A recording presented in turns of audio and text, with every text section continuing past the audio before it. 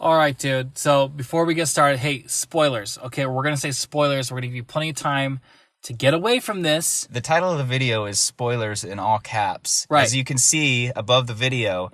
Anyways, dude, let's get into this. I got a lot to say. All right. I think Craig said it best. We got done with the movie, and you said... It seemed like the whole movie was someone giving a bedtime story.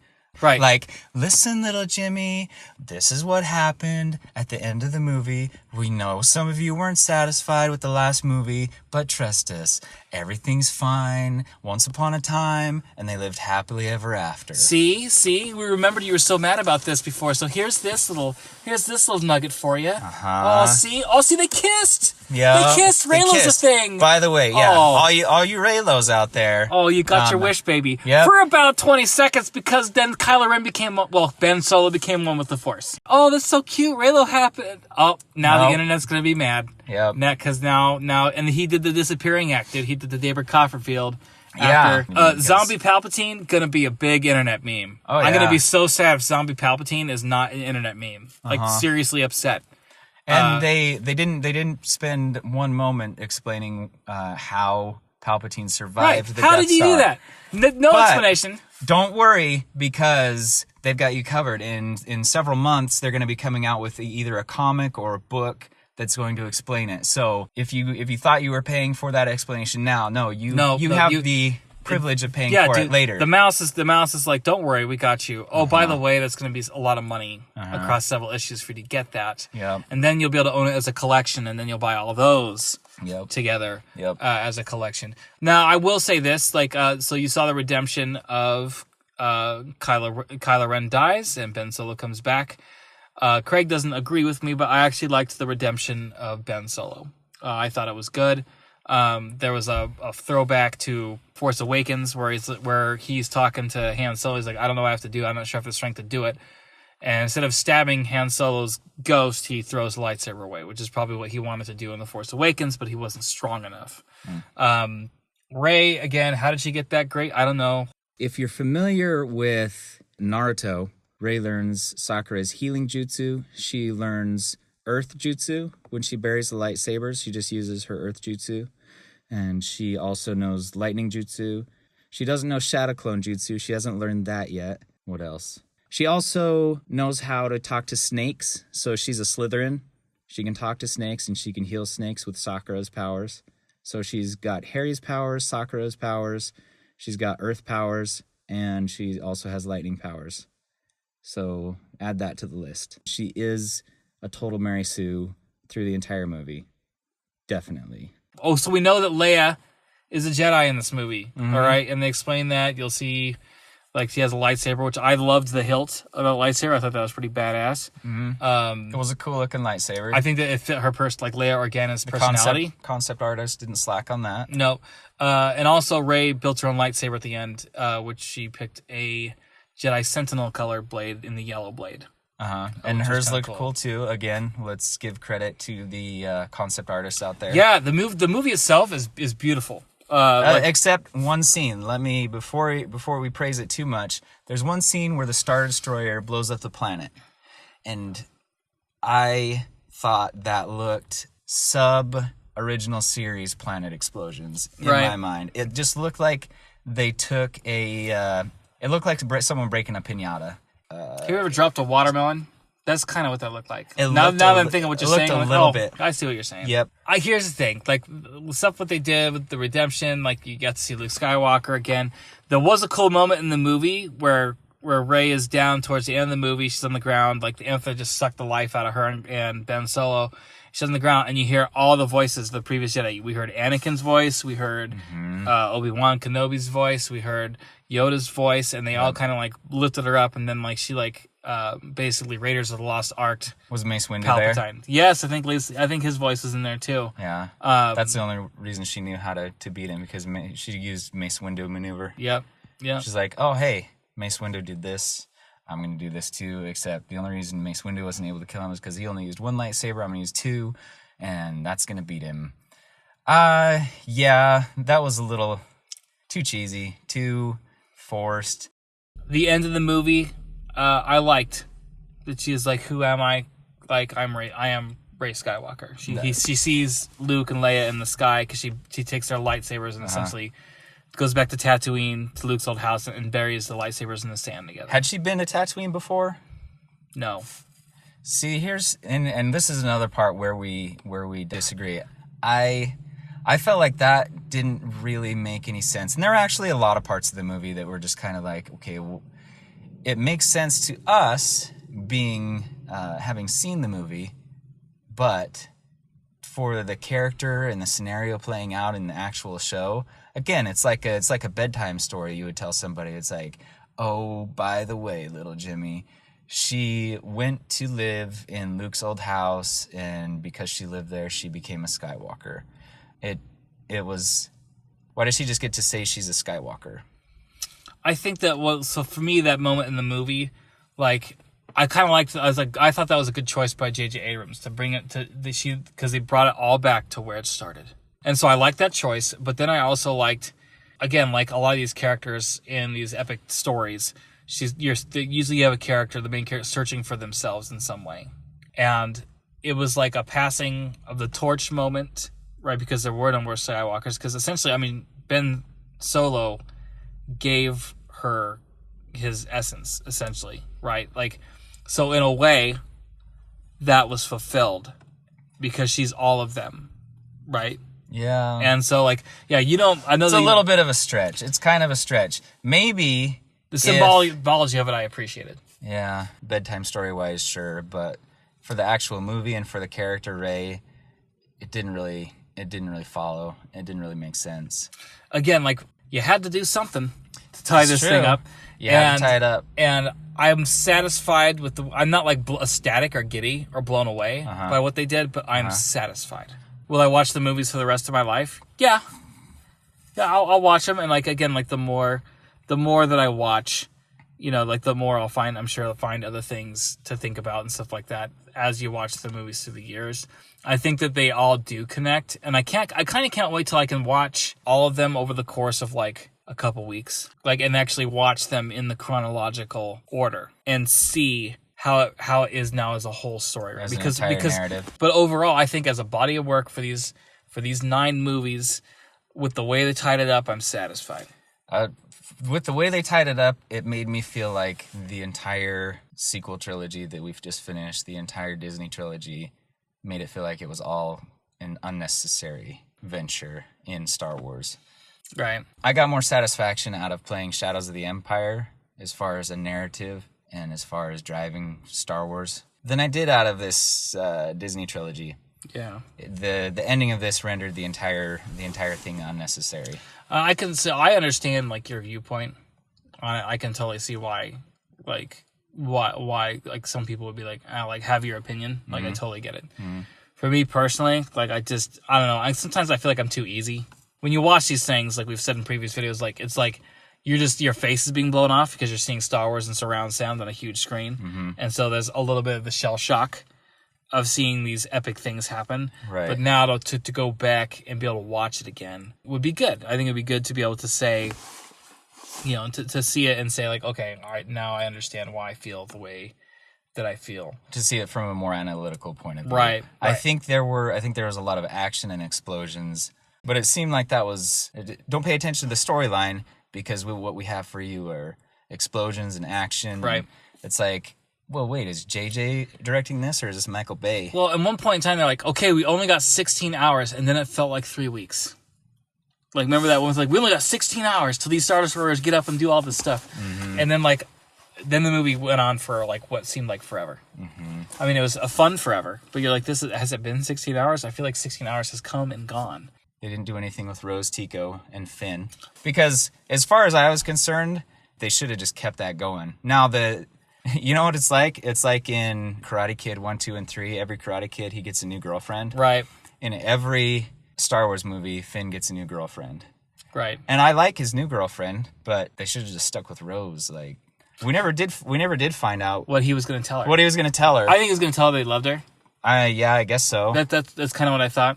I guess so. Oh, before I forget, another small detail, they added Jedi holocrons, which have been present in the Clone Wars, in the Star Wars Rebels. What's a holocron? The Sith holocron that they had, they gave them the directions to get to the exegol planet or whatever. Sure. Like that, they added a bunch of little small lore details, like that I thought were real. I was like, okay, great touch. Again, you should have done this in Force Awakens. Really, honestly, like when the more I'm thinking about it now, my initial reactions, like the more it makes me hate The Last Jedi, because I feel like, dude, like Abrams set it up. It's like you were running a basketball play, and like Abrams like, okay, Ryan Johnson, here's an alley-oop, right? You're wide open. All you gotta do is slam dunk it, and then he swatted it down. He grabs the ball, swats it down, takes it out to the 3-point line, and just like bricks it. I was like, no, see, it's art. It's like, no, you're just an idiot. Like you had it all laid out ahead of you, and then he chose not to do anything with it. Or it's like, wouldn't that be cool? Again, the Leia through space thing. Again, J.J. Abrams, hats off to him, because again, he had to fix a whole bunch of stuff. There were small details, seeing Billy D. Williams come back. Billy D. Williams, that was good. But again, like he was a very minor role. It was fine. I was fine with Billy D. Williams, and I was fine with the new characters they introduced, like Finn's new girlfriend. What was her name? I don't remember. But then like Lando was like, "Let's find out where you're from, baby." At the end of the movie, I'm like, what? Yeah, I don't know. I think it was like foreshadowing that she's actually his daughter or something, because Finn's new girlfriend was also a stormtrooper who defected, who mutinied. Yeah, TK, whatever her call sign was. Yeah. Yeah, and she was kidnapped as a child, and so my new theory is that she's one of his children from his philandering days. Right. Right. If you're familiar with the term Deus Ex Machina, basically it means God from machine, and it's what they would do in like Greek times, Roman times. They would show a play, and at the very end, when it looked like all was lost for the protagonist, they would bring out this Greek god that would save the day. And I don't know what the Latin term for a devil or a demon is to contrast it with a Deus Ex Machina, but I would say this is a demon ex machina, where they needed a villain to come out for them to face in the third movie, because it's supposed to be a trilogy, but they already effed it up by killing Snoke. And so they said, what do we have that we can bring out? We can't just create a new villain out of nowhere, and we don't want Kylo Ren to be the villain, so let's just pull out of the backlog of what we used to have. How about the Emperor? We'll bring him back and say that he survived the blast, and then he'll be the new enemy. And in my mind, if they're just going to go bringing back dead enemies, why didn't they just bring Snoke back? Like, they could have shown at the beginning of the movie him laying on the floor, cut in half, and then, like, sucked his body back together with some force power, and then he's like, ha, you thought you could just cut me in half and I'd be dead. Now I'm back and I'm stronger than ever. And he could have just been continued on as the antagonist for the series. That's another problem I have with the Emperor coming back, is that it completely nullifies the sacrifice and the character arc of Anakin and Luke and the struggle that they had together. Right. Like, Anakin sacrificed himself to save Luke's life and to bring balance to the Force, which was prophesied. And then it turns out that the Emperor is just like, now I'm back. You thought you could kill me? Well, I'm back with no explanation. Demon ex machina. Right. Well, and again, like, maybe the comics or novels are going to come out and explain how he got from, like, going down the Death Star 2's elevator shaft. And again, I'm largely just satisfied. Again, not blown away, but just satisfied with what they did. Because, again, like, Last Jedi created a big mess. It just created a big mess. Yep. And J.J. Abrams, he was able to connect it all. I think he succeeded in creating something that was going to be relatively satisfying to pretty much everybody. It was successful at making the entire series unnecessary, because it basically undid everything that the second movie undid in the first movie. Oh, what did you think about Carrie Fisher, her appearance in the movie? They used the footage that they had in a good way. I could kind of tell that they had spliced that dialogue with, like, stuff that Rey was saying. Yeah. But it wasn't, like, awful. But it was cool to see her in that. Okay. And again, like, they handled it well. Yeah, I think they managed to do okay with what they had, but a lot of what they did just it was really super super obvious. Like everyone else in the movie had to do her lines for her, and it was basically like watching a trial and seeing the lawyer lead the witness on everything, and then nobody says, "I object." They're leading the witness. The whole time, I just wanted to slam down the gavel and say, "I object." That's kind of You're funny. leading the witness. Yeah, like you're saying all her lines for her. All she says is, "Uh-huh. Yup." Yeah, there was a little bit of that. I will admit that. That's a funny analogy, man. No, overall, yeah, go see it. People should go see it in the theater. Like, it's again, like, especially if you grew up with it, go watch it. Or wait for it to come out to Redbox. Or wait for it to come out to Disney Plus. Yeah, you could. You could. I liked the lightsaber battles. It wasn't amazing choreography. No, not at all. But again, like I said earlier, it kind of reminded me of watching Return of the Jedi. Like the choreography was like similar with the big strokes and the, I would say the most intense and best lightsaber battles of all of the Star Wars movies, the mainline series, would be in the prequel trilogy. Oh, by far. Like the Phantom Menace duel between Darth Maul, Qui-Gon Jinn, and Obi-Wan Kenobi, and the duel between Anakin and Obi-Wan Kenobi are the best lightsaber battles. Yeah, hands down. And I would say that second place goes to the original trilogy. The lightsaber battles in this were just like watching a stage play of people with plastic lightsabers. Yeah, it wasn't amazing choreography. Nope. Kylo Ren's like battle with the Knights of Ren was decent, but like a lot of the stuff with Rey and Kylo Ren, you're like, oh, okay, like you're just like, all right, they're swinging lightsabers. It looked like it looked like a dance. It looked like a dance. Yeah. Not really a battle. Like watch Braveheart if you want to watch sword fights. When it was revealed that Rey was a Palpatine, the audience in our viewing of the movie didn't really even react. No, And when Daisy Ridley Ray and Adam Driver I wish that was her name, Daisy Ridley Ray. Yeah, when Daisy Ridley Ray and Adam Driver when they kissed, so many people were like, "What? Huh?" Well, again, if you follow any like Instagram Star Wars accounts, like I mean, like the Reylo thing was real. So like again, it was the bedtime story. Oh, don't worry, people who want a Reylo, you got it for about 10 seconds. It fills in all these details to pacify the crowd. Yeah. Without even giving any kind of storyline. It was all exposition. It was just like, and these things happened, and they lived happily ever after. Everybody's fine. We're so sorry we pissed you off. Going forward, we're going to listen to the nerds from now on. Just know we're really, really sorry about everything. Mm. It's like after you got spanked, like you got spanked a little bit too hard by your dad, and he takes you out for like an ice cream sundae. that's kind of what happened. And you're like, this still doesn't make it all right. It doesn't make it all right, but this is so delicious. It's got 3 different types of syrup on it. Yeah. If we're using that analogy, I'd be the kid who's like, take your damn ice cream. I don't want it. And I'd throw it on the ground, and I'd just be like, whatever. It was like, I'll eat it. Like I gotta eat it, and be like, this is pretty delicious. I can't sit down because you whipped me too hard. And I don't know how I can explain that at school tomorrow, but this was fun. This was fun. Yeah. For me, it was like, yeah. I don't know. I went into all the other Star Wars movies that I ever saw in the theater. I was really generous with my opinion on them because I was just happy to see more Star Wars. Yep. But after watching The Last Jedi and then having 2 years to think about The Last Jedi and how bad it actually was, I decided Star Wars doesn't get that for me anymore. I'm going in with a completely neutral point of view, and I'm going to just rate it as just another movie because that's all it is now. You've been burned too many times. I've been burned too many times with Star Wars.